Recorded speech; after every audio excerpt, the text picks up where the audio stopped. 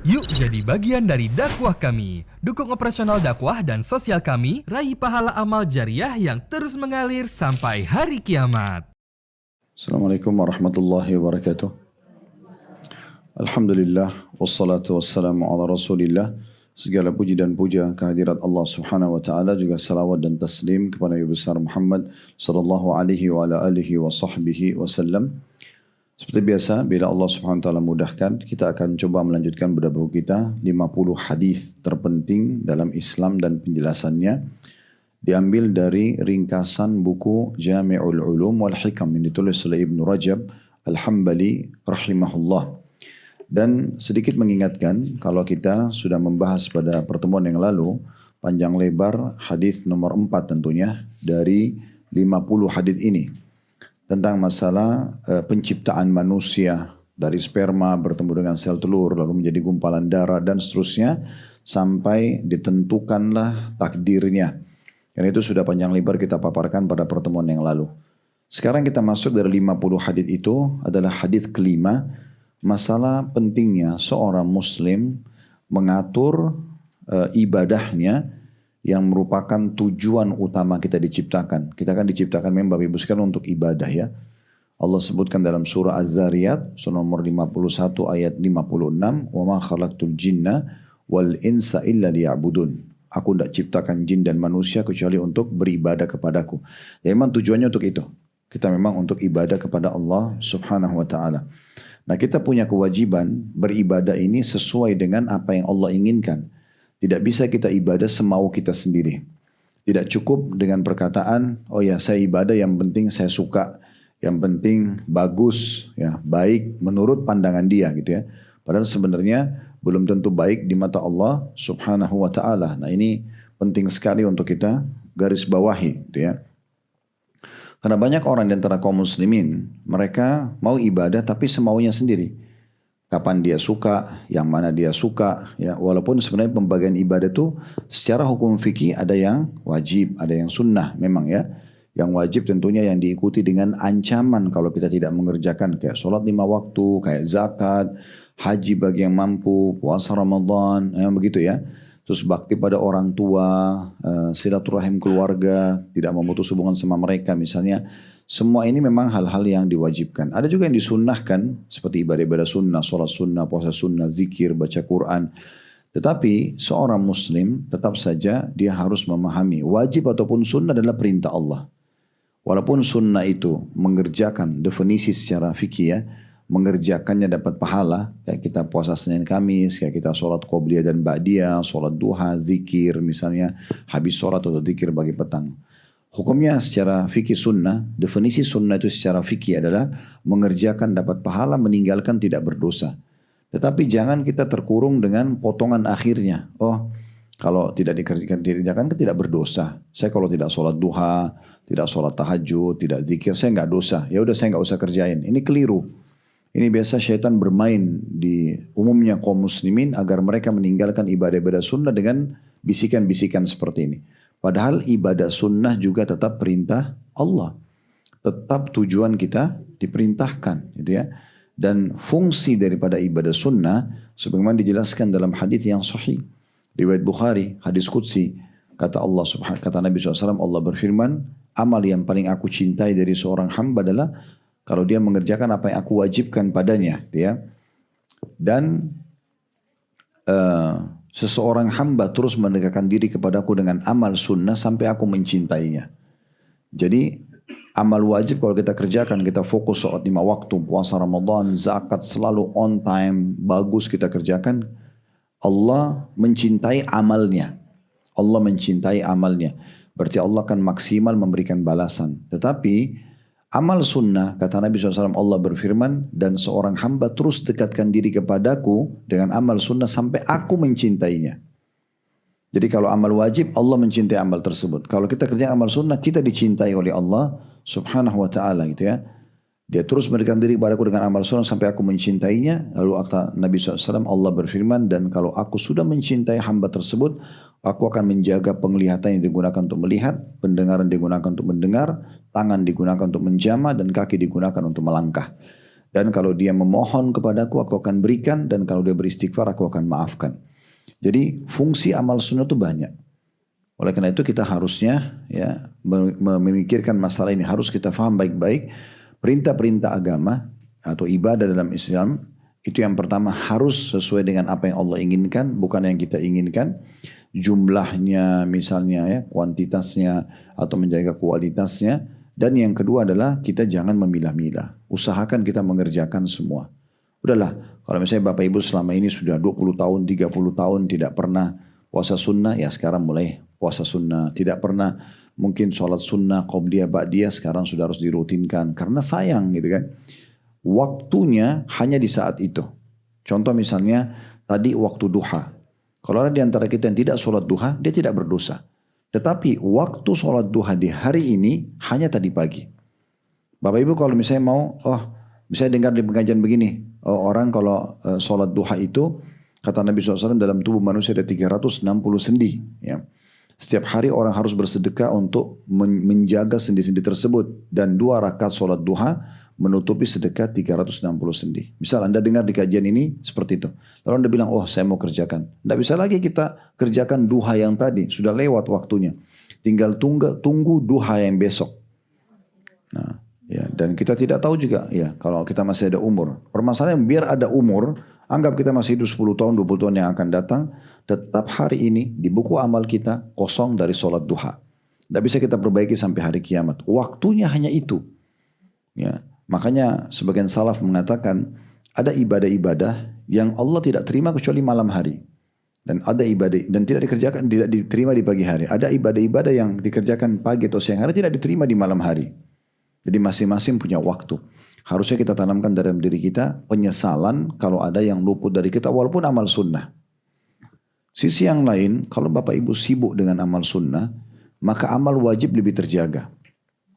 Orang kalau selalu sibuk mau kerjakan qobliyah, ba'diyah, duha, sholat malam, sholat wudu, ini nanti sholat wajibnya pasti terjaga. Karena dia sudah terbiasa dengan amal-amal sunnah. Orang kalau biasa puasa Senin, Kamis, Ayyamul Bid, tiba Ramadan ringan banget buat dia. Karena dia sudah sepanjang tahun puasa gitu. Udah biasa bagi dia. Gitu kan. Orang yang biasa bersedekah dengan 10 ribu, 100 ribu, orang biasa sedekah 100 ribu, misalnya 10 ribu jadi ringan buat dia. Seperti itulah. Jadi sebenarnya kita dengan menjaga amal-amalan sunnah itu, amal wajib lebih terjaga. Seperti juga kalau dosa ya, kalau kita tinggalkan hal yang makruh itu kayak makan minum berdiri. Kalau kita selalu jaga, ini nggak boleh nih hukumnya makruh misalnya ya. Tetap aja kalau kita selalu jaga itu, kita hindari yang makruh, maka yang haram akan lebih terjaga. Kurang lebih seperti itu gambarannya. Jadi amalan sunnah itu sangat penting sekarang untuk dijaga. Tetapi yang akan dibahas di poin nomor 5, hadis nomor 5 ini tentang pentingnya seseorang ya melakukan ibadah wajib ataupun sunnah berlandaskan wahyu. Harus ada rujukannya. Nggak boleh semau kita sendiri. Nah, kalau kita di Indonesia itu sukanya ya sudah yang penting ini bagus. Yang penting ini baik. Ini sudah diwariskan oleh orang tua saya. Nggak bisa. Harus yang baik itu di mata Allah dan Rasulnya, bukan di mata kita. Bukan tradisi keluarga, bukan tradisi suku, bukan tradisi negara. Tapi apakah Allah perintahkan dalam Al-Quran? Apakah Rasulullah SAW memerintahkan dalam hadits-hadits beliau atau beliau contohkan? Apakah sahabat-sahabat juga menukil dari Nabi? Kalau tidak, jangan dikerjakan. Ya, walaupun baik di mata kita, kita usahakan hindari. Karena manusia-manusia terbaik, Nabi SAW dan para sahabatnya tidak mengerjakan. Maka untuk apa kita mengerjakan? Kita cukup saja dengan itu. Ya. Karena kalau kita kerjakan, minimal, kalau meja ini kita bagi 2, setengahnya ini berisi amal yang ada wahyunya, ada SOP-nya lah, standar operasionalnya, ada perintahnya. Maka itu penerimaannya sangat besar persentasenya. Kita sholat misalnya 5 waktu, memang ada perintah. Ya. Kita puasa misalnya, kita zakat, ada perintahnya. Kalau kita kerjakan ibadah yang tidak ada perintahnya, misalnya setengah meja ini kita anggap ibadah-ibadah yang kita karang-karang sendirilah, semau kita. Gitu kan? Maka ini bisa diterima, bisa tidak. Itu minimal. Karena nggak ada perintahnya. Sama sekali gitu kan. Saya sering bahasakan di kajian-kajian kami, pelanggaran itu ada 2. Yang pertama orang semua tahu. Seperti contoh, peraturan kantor, Bapak Ibu sekalian, Anda harus datang jam 8 pagi, Anda keluar jam 5 sore. Ada pegawai datang jam 8.30, telat setengah jam, melanggar. Dia keluar jam 4.30, Ya, 16.30 misalnya. Belum jam 5 dia sudah keluar, melanggar. Orang semua tahu itu melanggar. Dikasih pekerjaan A, dia nggak kerjakan, itu melanggar. Tapi ada pelanggaran yang orang banyak tidak sadari, yaitu kalau dia kerjakan apa yang tidak disuruh. Misal Bapak Ibu masuk di kantor, terus ngelihat nih, kayaknya depan kantor ini sayang nih kalau kosong. Atau misalnya ada karpet warna merah begini. Owner, pemilik perusahaan sudah beli karpet merah di depan pintu masuk kantor. Menurut kita merah ini kayaknya kurang bagus deh. Lalu kita beli pakai uang sendiri ganti warna biru. Niatnya baik nggak? Baik. Pertanyaannya apakah pemilik perusahaan akan terima? Maksudnya kok kamu lancang banget ngapain ganti karpet saya? Nah contoh.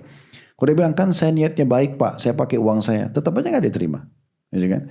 Sama kita masuk ke ruangan, oh ini meja sudah disiapin, ini laptopnya, dindingnya warna begini. Ah kayaknya kurang bagus dindingnya, saya lebih suka coklat cat sendiri pakai uangnya. Saya tidak diterima. Jadi ada pelanggaran Bapak Ibu sekalian yang banyak orang tidak sadari. Dia kerjakan yang tidak disuruh. Untuk apa gitu. Buang-buang waktu gitu kan. Makanya sunnah Nabi SAW adalah mengerjakan apa yang diperintahkan. Tidak ada perintahnya yang tidak usah dikerjakan. Nah seperti itu. Ini termasuk hadis yang diangkat Ibnu Rajab, hadis nomor 5 yang penting sekali untuk difahami. Karena sayang banyak orang terbuang-buang waktunya, energinya, hartanya mengerjakan apa yang Nabi tidak contohkan. Ini sayang sekali. Gitu kan. Kalau diingatkan, sudahlah ini garis keras, ini wahabi, ini gini, macam-macam predikat yang dikasih. Padahal sebenarnya kita ingatkan agar mereka menjaga kemurnian ibadah. Gitu kan. Jadi jaga baik-baik. Kenapa landasannya hadis ini? Ada hadis yang akan kita baca nanti di dalam bahasan kita. Nanti kita bahas ya. Tapi ini masih muqaddimah dulu. Nah, kalau kita Bapak Ibu sekalian, ini tolong direnungi baik-baik ya. Fokus kepada ibadah yang sudah ada perintahnya. Itu sudah terlalu banyak. Ini sering kami bahasakan ya. Subuh itu ada sholat qobliyah subuh 2 rakaat sunnatul fajr. Antara sholat sunnah dengan sholat subuhnya itu ada waktu mustajab doa. Sholat subuh 2 rakaat, habis itu ada zikir habis sholat. Setelahnya juga ada zikir pagi. Ya.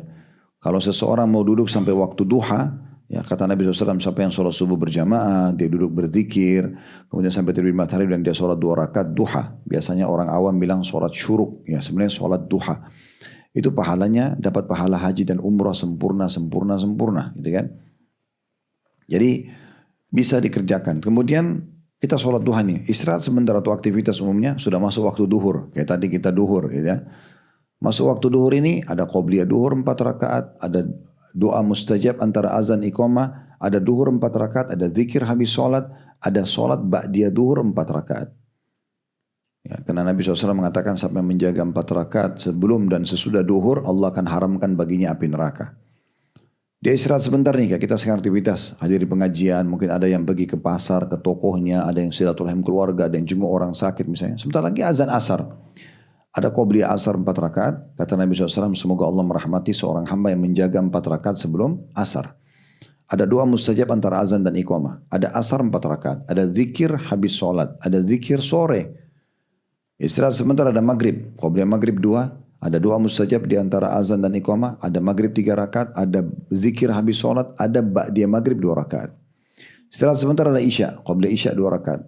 Ada doa mustajab di antara azan dan iqamah, isyanya 4 rakaat, ada zikir habis sholat, ada ba'diyah isyanya 2 rakaat. Kita istirahat sebentar makan malam, kumpul keluarga, tidur, ada tahajud. Turun lagi subuh.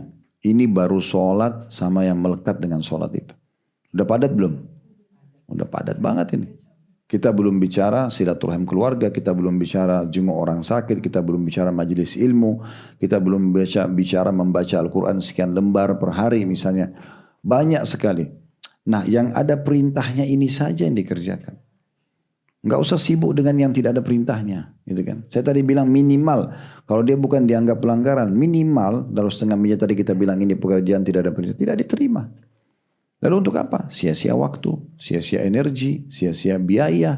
Ada orang keluarkan uang banyak pada perbuatan yang tidak ada perintahnya. Untuk apa? Itu kan sayang sekali gitu. Sampai kadang-kadang harus utang karena melakukan perbuatan yang Nabi tidak contohkan. Kenapa enggak cari yang ada perintahnya saja? Nah itu yang sedang dibahas, ditekankan di poin hadis nomor 5 ini. Nah ini bukan perkataan kami, bisa diperhatikan baik-baik hadisnya dari Aisyah radhiyallahu anha, an Aisyah radhiyallahu anha qalat qala Rasulullah sallallahu alaihi wasallam man ahdatha fi amrina hadha ma laysa minhu fa huwa rad. Dari Ummul Mukminin Aisyah radhiyallahu anha, beliau berkata bahwasanya Rasulullah SAW bersabda, barang siapa yang mengada-ngadakan dalam kurung perkara baru dalam urusan agama kami ini yang bukan berasal darinya, maka amalan tersebut tertolak.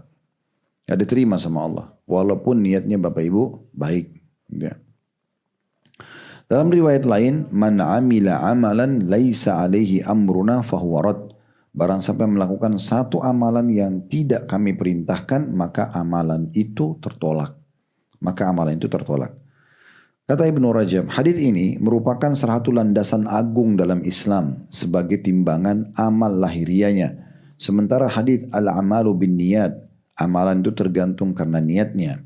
Sebagai timbangan amal batin atau tidak nampak, niat ya, sebagaimana setiap amal yang tidak diniatkan karena Allah SWT maka pelakunya tidak mendapatkan pahala, demikian pula setiap amalan yang tidak didasarkan pada perintah Allah dan Rasulnya maka amalan itu tertolak.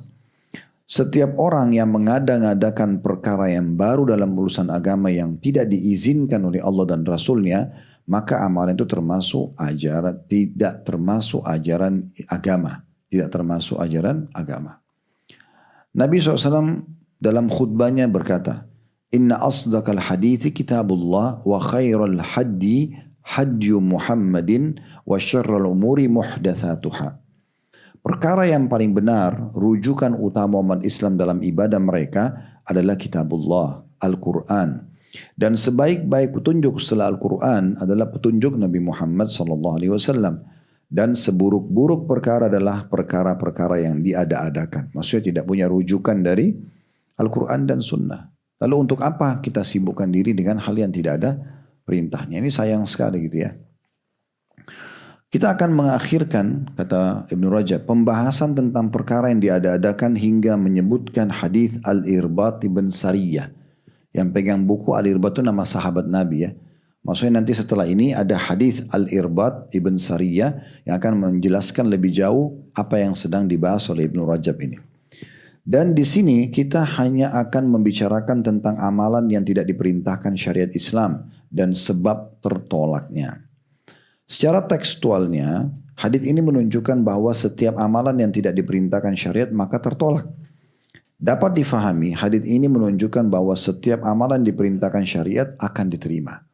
Kalau tidak ada perintahnya ditolak, berarti yang ada perintahnya akan diterima. Nah, seperti itu.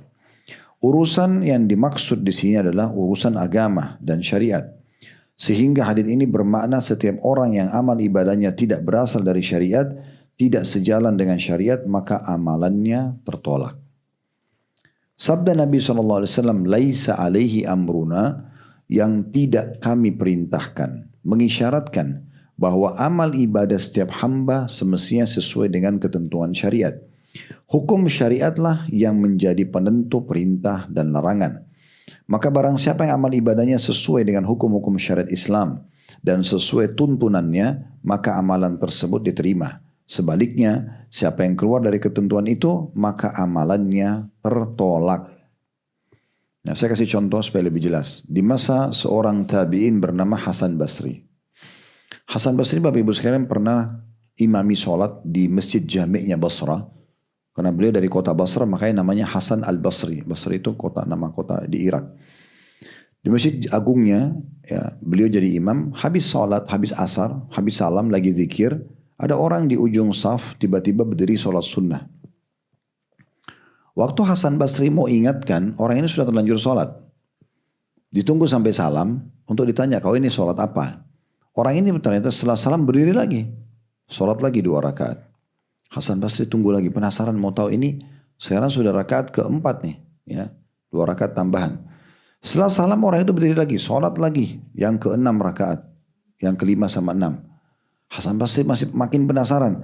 Setelah salam dia sholat lagi 8 rakaat. 7 dan 8. Subhanallah, Hasan Basri pergi ke belakang dia nunggu.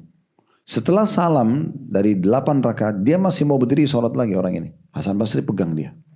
Lalu tanya dia, kamu ini sholat apa? Orang itu marah sambil mengatakan, apakah Allah akan hukum saya karena saya sholat? Maksudnya seakan-akan dia bilang, saya kan niatnya baik, saya lagi sholat. Ngapain? Kenapa? Apa yang salah gitu? Maka Hasan Basri jawab jawaban yang sangat bijaksana. Dia bilang begini, Allah tidak hukum kamu karena kamu sholat. Tapi Allah hukum kamu karena kamu karang-karang sholat itu. Kan tidak pernah ada 8 rakaat habis asar. Dari mana ini? Kamu buat dari mana? Tidak semua niat baik diterima. Harus niat baiknya sesuai dengan yang diperintahkan oleh pemilik syariat. Itulah Allah. Tadi kita kasih contoh di kantor saja. Kalau kita kerjakan yang pemilik perusahaan tidak mau, kita akan ditolak. Kan gitu. Di rumah saja, misalnya kayak rumah begini kita datang, bertamu nih, ada ruang tamu misalnya. Tuan rumahnya suruh duduk di sini. Tapi enggak. Kayaknya kurang enak sofanya. Saya mau duduk di bagian dalam aja. Kita nyelonong masuk ke dalam. Tuan rumahnya akan marah. Ya. Peraturan saya di sini, jangan di sana. Ya, sampai saya kadang-kadang kalau masuk ke rumah seseorang bertamu, sebelum saya duduk, silakan Ustaz, saya nggak duduk dulu. Saya duduk di mana? Saya tanya. Takutnya nanti sofa itu sofanya dia. Oh sebelah sini Ustaz, baru saya duduk. Itu jaga adabnya gitu ya. Karena ada tuan rumah kadang-kadang kalau sambut tamu kan dia duduk di sofa itu terus gitu ya. Supaya dia bisa mudah melihat dan merespon tamunya. Ada adab-adabnya gitu, kita harus jaga. Nah kita jaga itu. Apa yang tidak, kalau kita bertamu rumah orang, apa yang diizinkan, apa yang tidak diizinkan, kita harus tahu. Nah begitu semuanya. Itu dengan manusia, apalagi dengan Allah subhanahu wa ta'ala. Tujuan diturunkan Al-Quran dan diutusnya Nabi Muhammad SAW supaya kita punya panduan. Andai saja Allah mau kita berbuat ibadah semau kita, Allah cuma misalnya perintahkan, ya, kalian ibadahlah sesuka kalian. Yang penting niatnya baik. Begitu juga begitu. Gak usah turun ayat Al-Quran, ajarin sholat, ajarin puasa, haji, jihad. Gak usah juga Nabi praktekin. Untuk apa Nabi SAW bilang tentang sholat? Sallu kama ra'aitumuni usolli. Sholatlah kalian sebagaimana kalian lihat saya sholat. Sampai Nabi SAW kadang-kadang naik ke atas mimbar beliau, contohin cara sholat. Beliau bilang tentang masalah haji. Khudu anni manasikakum. Ambil manasik kalian dari saya. Sampai Nabi itu setiap haji itu pada saat haji itu haji pertama dan terakhir beliau selalu jaga agar orang lihat dan beliau mengatakan kerjakanlah ini, lakukanlah ini, dicontohkan semuanya. Jihad diajarkan, semua diajarkan. Sampai takaran-takaran zakat fitrah diajarin. Jenis-jenis yang dikeluarkan, zakat harta itu seperti apa, mana haulnya, mana kapan, berapa lama haulnya, masa setahunnya, mana nisabnya, kadar minimalnya, berapa persentase yang dikeluarkan, terinci sekali. Dan perlu kita garis bawahi juga poin penting, syariat Islam ini punya standarisasi seluruh dunia. Kayak nanti kita masuk Ramadan ini, seluruh dunia puasa sama persis. Sebelum azan subuh dan subuh berhenti makan, tahan makan lapar dan haus dan biologis walaupun halal sampai maghrib. Maka malamnya kemudian tarawih, sama persis. Yang syarat-syarat puasa sama, yang membatalkan puasa sama. Sholatnya juga sama semua. Kita tiba di Amerika, kita mau sholat duhur sama caranya semua sama, mulai azan, kemudian ada sholat qobliyah bagi yang mukim, yang musafir boleh jamak, sama hukumnya standarisasi. Babi haram di Indonesia, haram di Amerika, haram di seluruh dunia, sama. Khamar juga haram, judi juga haram. Jadi kita punya standarisasi hukum, gitu ya. Makanya Islam itu sama saja, kita masuk di masjid mana saja sama, kita tiba di masa yang sama, umroh sama tawaf, pakai ihram, niat, sama semua. Yang wajibnya mana, yang sunnahnya mana, yang membatalkan sama. Jadi semua sudah sangat jelas perintahnya. Oleh karena itu fokus gitu saja Bapak Ibu sekalian. Tadi saya sudah sempat singgung, salah kita kerjakan satu ibadah, maka kita nggak bisa perbaiki. Kita buat ibadah nih, tidak ikuti panduan misalnya. Kita baru tahu salah. Ada beberapa jemaah kami yang umroh bersama Uhutur, lalu bilang, Ustaz, saya tidak pernah kerjakan seperti ini. Saya dulunya tidak diajarin, tidak ini, tidak itu. Jadi sayang banget. Terus yang dulu berangkat tuh gimana umrohnya? Uang sudah dikeluarkan, tenaga sudah dikerahkan, ya, waktu sudah dibuang, sayang sekali. Kenapa nggak ikutin panduan supaya jelas-jelas benar gitu ya? Jalan dengan benar. Nah ini penting sekali. Jadi kita harus betul-betul menjaga ibadah kita, gitu ya. Kita harus betul-betul menjaga ibadah kita. Tentu ini kita tidak menyalahkan orang kalau mau kerjakan, itu urusan mereka.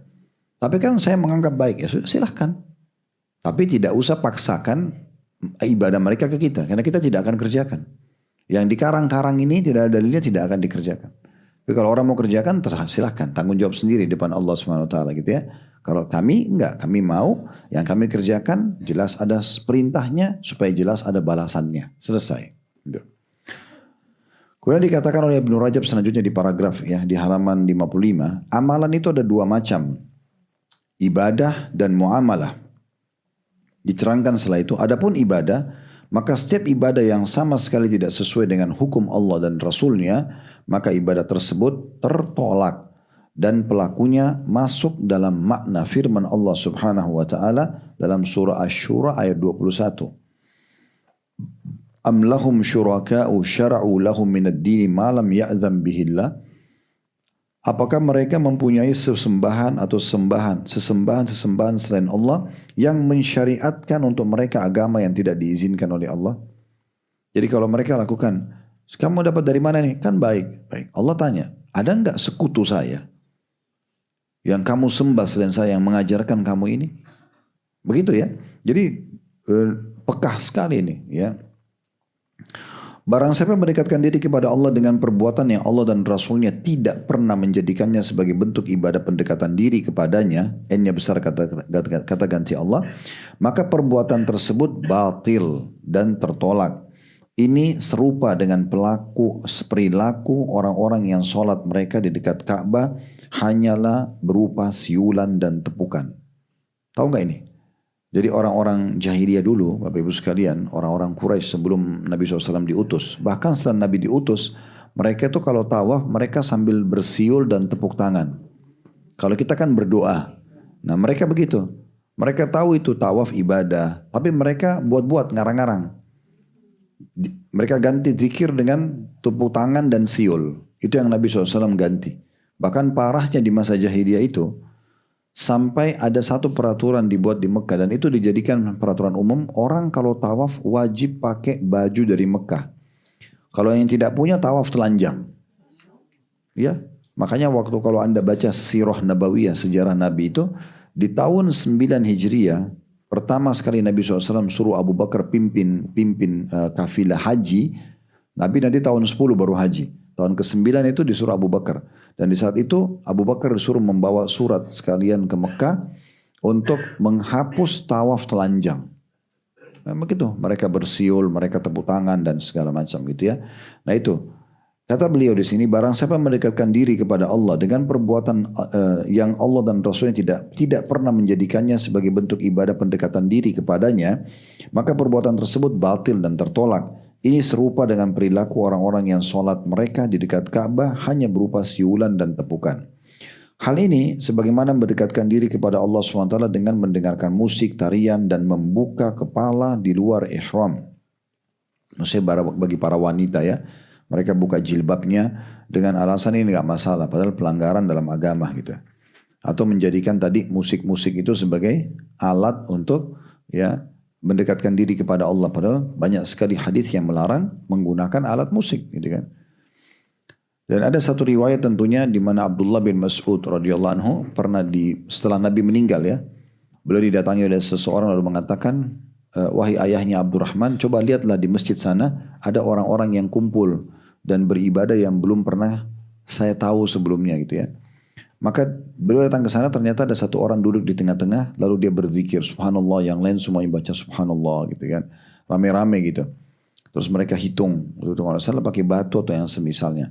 Lalu kemudian Abdullah bin Mas'ud datang melihat itu lalu mengatakan, sungguh betapa cepat kebinasaan kalian wahai umat Muhammad. Nah yang pimpin halaqah itu bilang, ada apa wahai ayahnya Abdurrahman, kami kan cuma berzikir, niat kami baik. Maka kata Abdullah bin Mas'ud, sungguh ya pakaian Nabi, rumah Nabi, perlengkapan Nabi masih ada.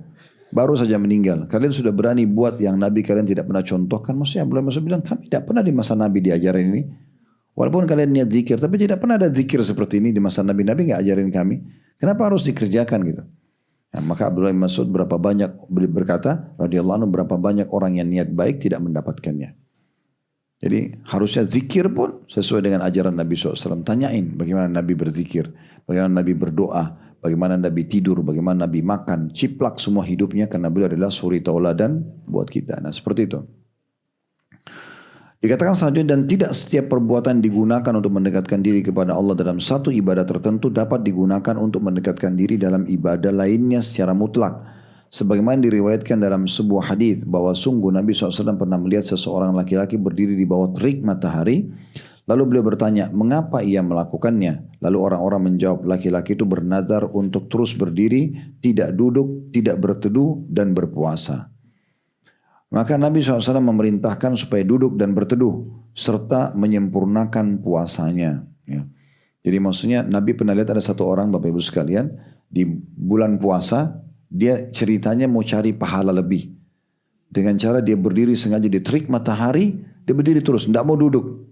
Mau biarin kepanasan, kehausan supaya berharap pahala puasa lebih banyak. Nabi tanya, kenapa orang ini? Dia bilang, dia begitu ya Rasulullah. Teman-temannya bilang, dia mau berazam, pokoknya dia lagi puasa, tetap dia puasa, tapi dia mau merasakan nikmatnya, panasnya, terik itu. Nabi SAW marahin. Nabi tegur, Nabi suruh duduk, ya Nabi suruh berteduh, tapi boleh lanjutkan puasa. Nah seperti itu kurang lebih. Jadi harus hati-hati sekali. Ada satu kejadian lain Bapak Ibu sekalian. Pernah dalam satu pasukan perang, Nabi SAW utus pasukan perang. Setelah mereka pulang, rupanya ada satu prajurit muslim itu, batok kepalanya ini kena pedang. Sehingga pecah. Ya. Dan masa itu tidak ada dokter yang bisa jahit dan segala macam. Dan ini batok kepala ini kena dihantam pedang, pecah itu susah sekali. Tapi masih hidup orang ini. Lalu kemudian dia kena nggak bisa tidur baring, karena kepalanya pecah, cuma dililit saja. Kemudian dia tidur sambil duduk, subhanallah dia junub. Mimpi junub. Dia bangun mau sholat subuh, dia tanya teman-temannya, kira-kira saya harus, kalau saya mandi junub ini saya harus siram kepala nggak? Kepala saya lagi bocor gini. Ada temannya yang diam, ada temannya yang ngomong, oh iya setahu kami kamu harus mandi. Dia ikutin rupanya untuk berjaga-jaga, dia ikutin. Dia siram kepalanya, masuk air, meninggal. Mati orang ini. Udah, dikuburlah. Sampai ke Madinah, diceritakan hal ini kepada Nabi SAW. Lalu Nabi SAW marah banget kepada orang yang ngomong tidak punya ilmu. Nabi bilang, siapa yang menyampaikan ke dia bahwasanya dia harus mencuci sampai ke dalam lubang. Dia cukup mengusap di sekitar lukanya, itu Allah tidak bebankan lebih daripada itu. Sesungguhnya orang yang lakukannya, dia telah membunuh orang itu. Ya. Jadi nggak boleh ngomong sembarangan, nggak boleh ngarang-ngarang. Walaupun dia niatnya baik, mau suruh orang jalankan syariat. Nah, harus tanya, Nabi ajarin bagaimana? Nah, Nabi tidak bebankan orang di atas kemampuannya kok. Jadi kalau kita punya luka nih, kena pisau, silet misalnya luka, ini nggak bisa kena air, ya udah kita usap di sekitarnya aja, cukup gitu, nggak usah dipaksain. Ya, ini contoh-contohnya. Jadi harus betul-betul kita ikutin apa yang Nabi SAW perintahkan gitu. Lalu dikatakan beliau tidak menganggap berdiri dan berjemur orang itu di bawah terik matahari sebagai ibadah yang harus dilakukan demi menetapi nazarnya. Nazar dia niat gitu ya. Padahal berdiri merupakan salah satu bentuk ibadah dalam hal tertentu seperti sholat, azan, dan berdoa di Arafah. Demikian pula berjemur di bawah terik matahari merupakan ibadah bagi orang yang berihram. Jadi misalnya kita lagi di Arafah, di Muzdalifah pasti kena matahari ya. Itu biasa, karena kita memang harus melalui lokasi tersebut. Hal ini menunjukkan bahwa tidak setiap perbuatan yang digunakan untuk mendekatkan diri kepada Allah dalam satu ibadah tertentu dapat digunakan untuk mendekatkan diri kepadanya dalam semua ibadah. Melainkan semua hal itu harus mengikuti tuntunan syariat Islam sesuai dengan tempatnya. Ya. Orang kalau mau sholat asar misalnya, kayaknya asar 4 rakaat ringan buat saya mau sholat 8 rakaat. Diterima gak?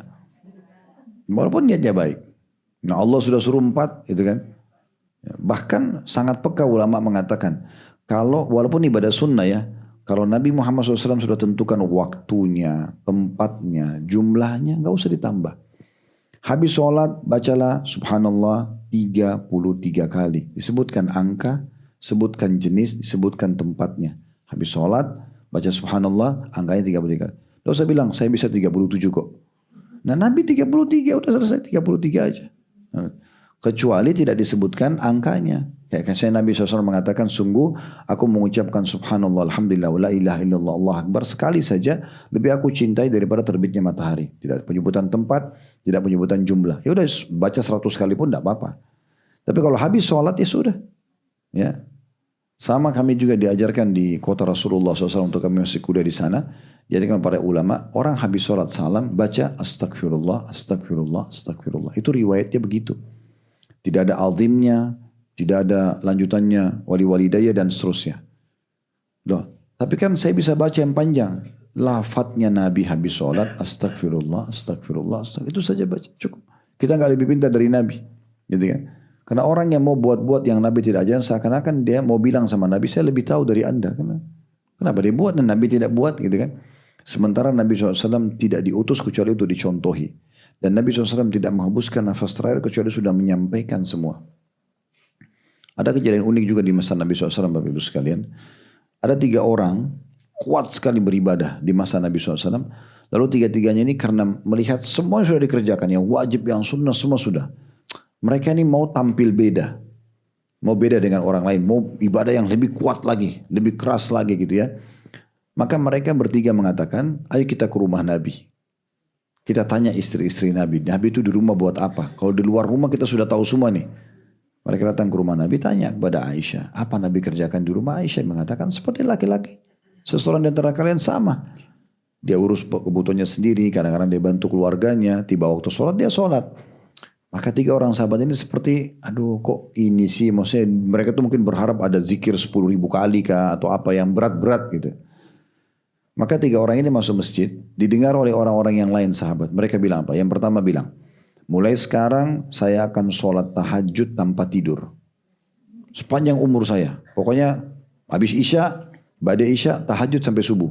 Tiap malam. Saya tidak mau tidur. Jadi beda sama orang lain. Orang lain masih istirahat, ini enggak. Yang kedua bilang, mulai sekarang saya enggak mau nikah sama wanita. Dianggap pernikahan itu masalah buat dia. Ganggu ibadahnya. Yang satu bilang, mulai sekarang saya mau puasa. Saya enggak buka puasa kecuali sudah tidak kuat. Contoh misalnya hari ini, Kamis misalnya kita puasa nih, azan maghrib dia rasa masih kuat, dia sambung sampai Jumat. Jadi dia nanti hari kedua baru buka puasa, dia mau beda. Karena bagi dia, mereka ini ibadahnya sudah semua dikerjakan. 3-3 ini niatnya baik gak? Baik gitu kan. Apa yang terjadi? Waktu 3 orang ini berazam begitu di masjid, sampai ke telinga Nabi SAW. Nabi datang. Lalu Nabi SAW bilang pada mereka, aku adalah orang yang paling bertakwa kepada Allah dari kalian. Orang yang paling dekat sama Allah itu aku, karena aku disuruh sama Allah untuk itu. Sebagai contoh buat kalian. Baik ketahuilah, aku juga sholat malam tapi aku tidur. Tapi juga istirahat cukupnya baru kemudian ya sholat gitu ya. Sampai ini di poin ini dulu, pernah satu kali Nabi SAW masuk, ini dalam riwayat yang lain ya. Masuk ke masjid, beliau temukan ada tali terlintang dari satu tiang masjid ke tiang sebelahnya. Terus Nabi SAW tanya, ini talinya siapa?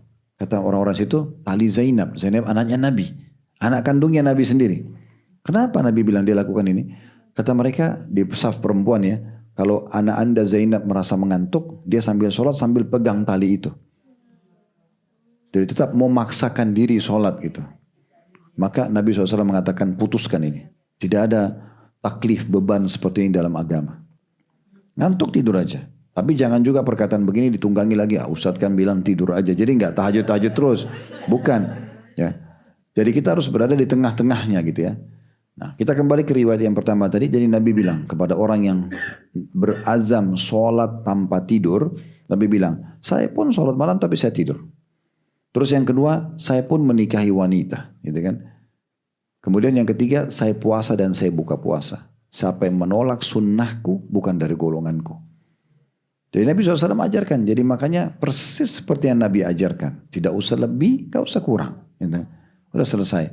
Tinggal kalau kita sudah kerjakan, konsisten saja. Bahasa agama kita istiqomah. Jaga aja sampai mati. Allah sudah bilang, wa'bud rabbaka hatta ya'tiyakal yakin. Sembah Tuhanmu sampai datang kepadamu kematian. Gitu kan? Jadi memang kita tinggal menjaga istiqomah setelah itu. Ini yang perlu digarisbawahi. 2 paragraf terakhir dalam bahasan kita.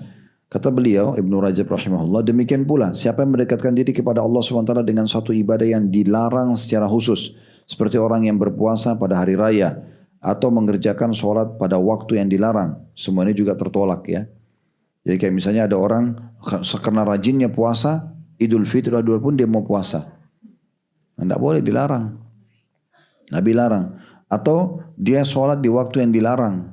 Karena ada waktu dilarang untuk habis subuh sampai terbit matahari, maka tidak ada ba'diyah subuh. Habis asar sampai terbit matahari, maka tidak ada ba'diyah asar. Ini kita hindari sholat-sholat sunnahnya. Kecuali memang yang Nabi pernah contohkan seperti sholat jenazah. Makanya di Masjid Haram Mekah, Masjid Nabawi Madinah, walaupun habis asar, habis subuh, tetap ada sholat jenazah. Karena itu berbeda. Ya. Karena jenazah itu harus segera atau disegerahkan gitu ya.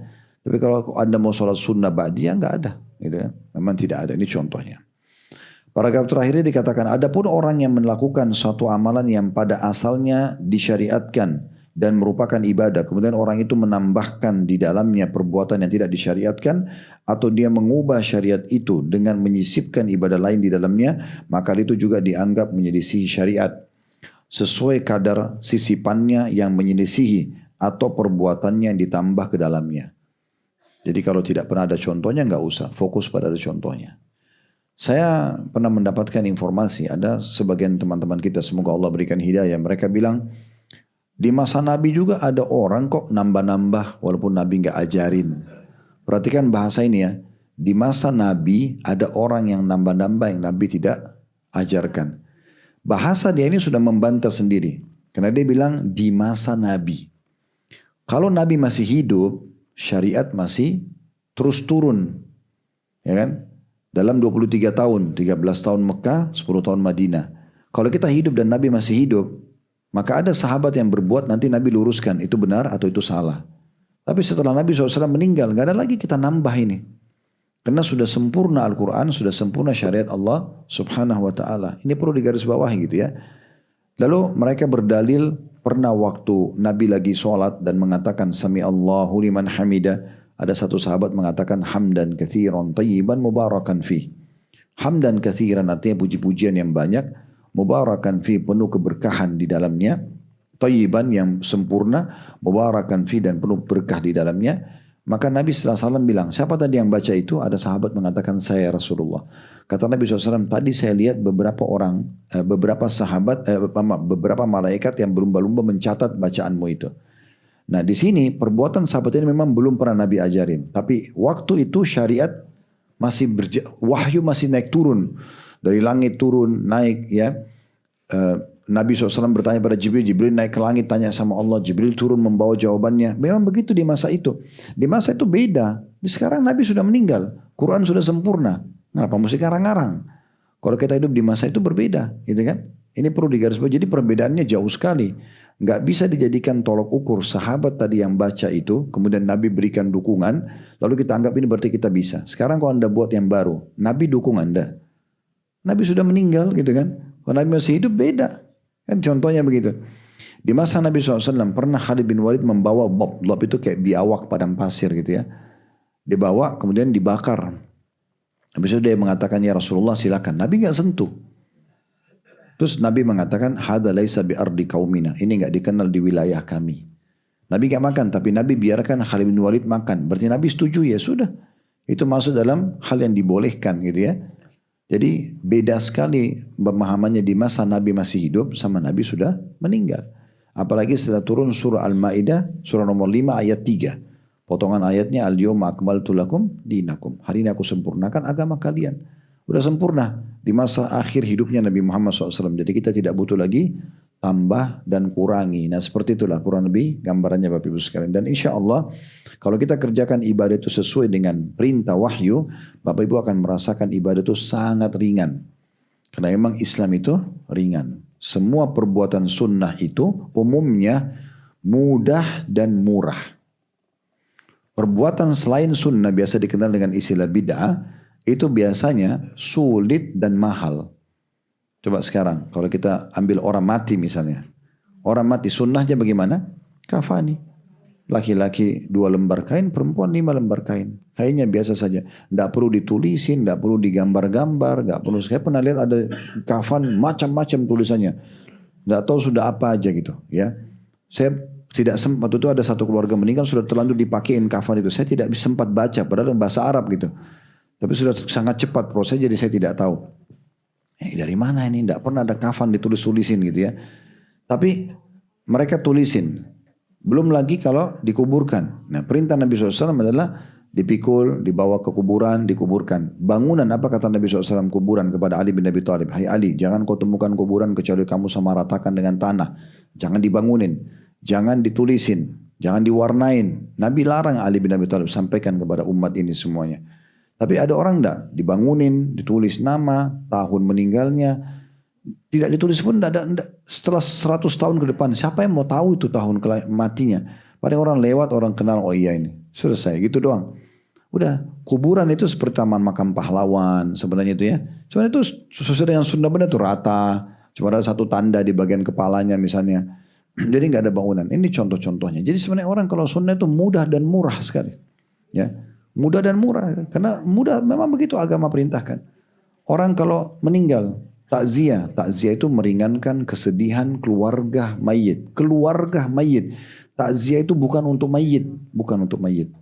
Takziah itu definisinya adalah meringankan kesedihan keluarga mayit. Makanya kita datang, kita yang bawain makanan, kita yang bawain minuman, kita hibur keluarga itu, sabar ya, dan kita doakan lalu kita pergi. Begitu. Nabi kerjakan selama 3 hari. Tapi banyak orang zikir di situ, duduk. Ya. Alasannya kenapa untuk mayit? Untuk mayit ini bukan di situ. 3 hari itu pertama untuk keluarga mayit. Kalau mayit, dari pertama kita hembuskan nafas sampai dari pertama dia hembuskan nafas sampai kita hembuskan nafas, kita doakan terus, kita sedekah terus buat dia. Bukan di waktu itu saja, sepanjang umur kita, gitu kan? Kita kerjakan. Begitu sunnah Nabi Sallallahu Alaihi Wasallam. Allah alam, dan terlalu banyak contoh yang berhubungan dengan masalah-masalah seperti ini.